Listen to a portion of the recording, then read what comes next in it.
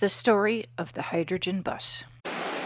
Welcome to the Hawaii Keiki Museum. The hydrogen bus is a really interesting story. It started with this funny piece of equipment. We think it was from a restaurant. It's not quite a shelf, but maybe it had hot plate utility because there were some lights inside. Maybe it was kind of a serving tray.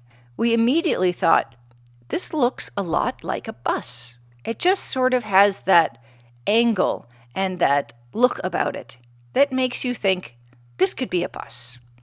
So with that in mind, we set out to make it into a bus. And at first we thought, we'll slap some googly eyes on the front, throw a little steering wheel in there, and we'll call it good. But we had some volunteers step up to the plate, and they had other ideas. This will give some strength, and this is the traditional way to frame according to Darren. Oh no, we're not building a piano anymore. Right. We're just gonna put it together. Okay. It doesn't mean, yeah. All right. Normally you would step one in here and come out to the other one, you sister to it. Yeah. But it's not. Yeah, but this will be This will be the only support here. No, we'll have to connect from here to there somehow. Well, you'll be here to there. Right. And once you get your siding on there, it's all gonna come together. You have siding on both sides, right? Yeah. Right. The bus became an ADA accessible area where kids could sit and pretend that they're driving. But as the project developed, the mayor took notice of us building a bus and said, well, you really need to be building a county bus, one of our buses, a local bus.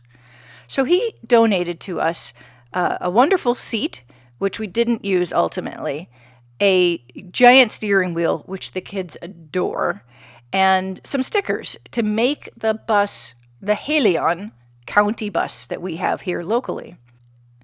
One of the buses we have on this island is actually fueled by hydrogen, and that is really interesting to us for so many reasons. Not just because it's energy renewable and sustainable, but hydrogen production on this island is an interesting new industry that is emerging.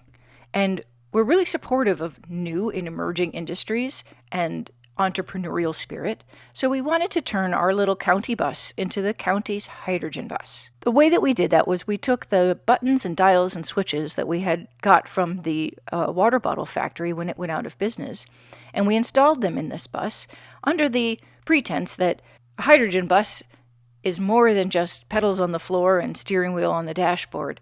Now, when we found out that the hydrogen bus really is just pedals on the floor and steering wheel on the dashboard, we weren't heartbroken. We decided that it was still fun to have buttons and dials and switches on our hydrogen bus. We also talked to some folks at Blue Planet Energy who are developing hydrogen technology, and they're the ones that helped service and supported the making of the hydrogen bus on this island.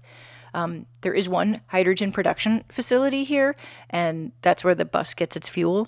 So when we talked to this group and said, when you want to develop a bigger workforce, when you want to expand your operations, what do you want kids on this island to know about hydrogen production, hydrogen manufacturing, the safety of hydrogen in our vehicles? And they had a long list of ideas and topics and things they wanted to talk about. So we've been working really closely with them to build an exhibit that's going to be a counterpoint to the bus. The bus is a play space where kids can go in and pretend to drive the bus and have their passengers in the back and take them for a long ride.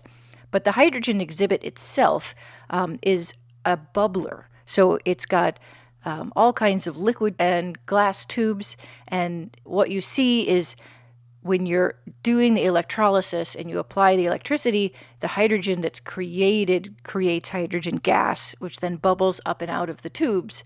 Now, the model that we're going to have is a closed system so that we're not producing and releasing hydrogen gas into the air, but we're using it in a loop and then recycling it back into the water. It's a fascinating visual model of how the hydrogen energy is produced. And then on that model is a fan that shows how the hydrogen energy can be used to turn the fan. So this is going to be a nice exhibit, a part one where we have the fun play area, and a part two, which is the educational component of how hydrogen is made and how hydrogen is produced and what that looks like.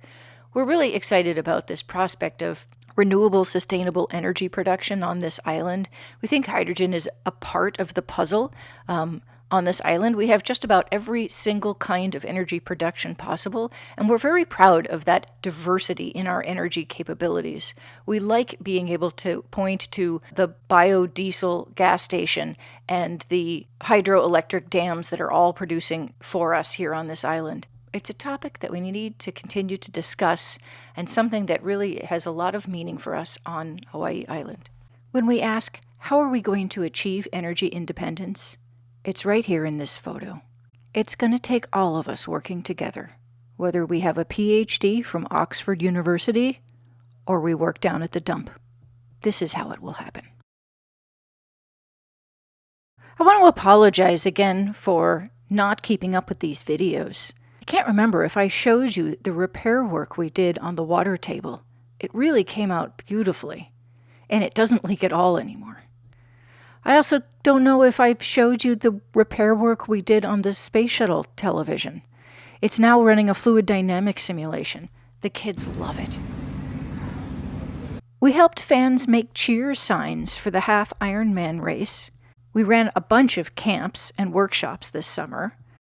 The koi in our pond had babies. We welcomed internationally renowned Maori artist George Nuku to the island. And much of his work that was on display is going to be permanently housed at the Keiki Museum soon. We're going to have some workshops coming up where people will be able to work with him as he installs these pieces in their permanent home here at the museum. This is part of an installation called Changing Oceans, Changing Minds, and it's about the fragility of our oceans and the amount of plastics and pollution that we have. We had a very big delivery as well, which was exciting because this delivery is going to give us some ceiling fans. These ceiling fans will really help us to keep cool as we get into the dog days of summer.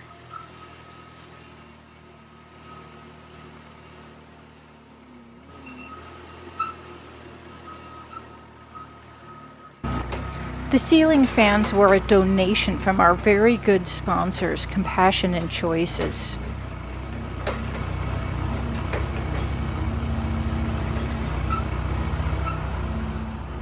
These fans are big enough, they'll be installed way up in our rafters. And we're working on a dozen new exhibits coming soon.